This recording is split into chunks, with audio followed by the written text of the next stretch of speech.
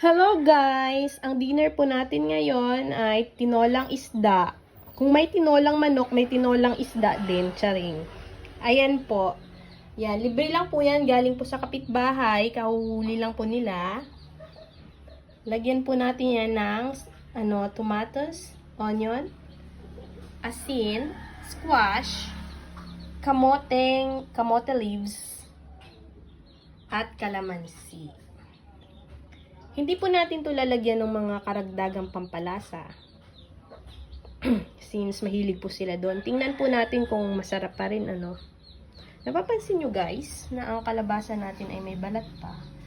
Hindi ko talaga yan tinanggal. Dahil ang kalabasa, skin, ay napakayaman po yan sa pectin.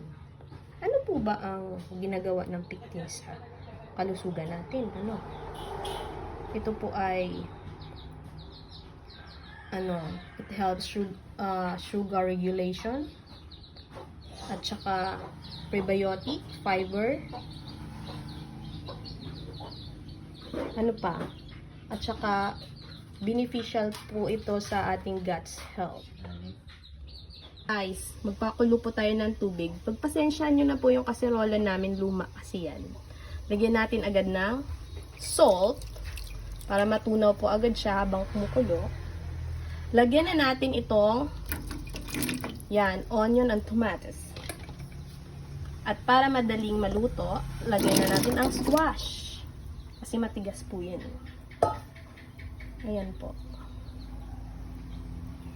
Dinamihan ko po talaga yung squash kasi hindi po ako magra-rice ngayon. Bale, yan na lang po ang aking rice. Ayan guys, dahil kumulo na po, ilagay na natin ang ating pagmamahal. Charing, hindi. Isda pala.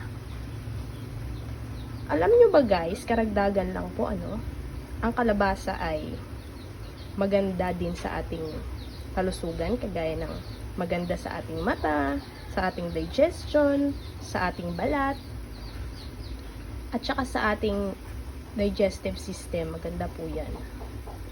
Second to the last, lalagay na natin ang ating pag-ibig.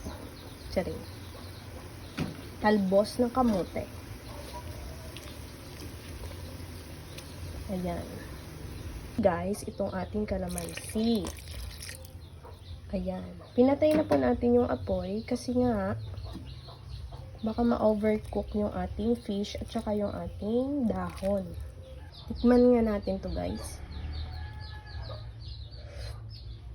Aray, napakaalat. Since maalat nga guys to, dagdagan natin siya ng dahon ng lagitway. Ibang dahon din po ito. Galing po yan sa backyard. Tsaka tikman natin. Para sa akin guys, pwede na yung lasa. Pero papatikman natin to. Ayan, patikmin na natin. Or patikman pala sa ating boss kung anong lasa niyan. Sobrang dami naman ito.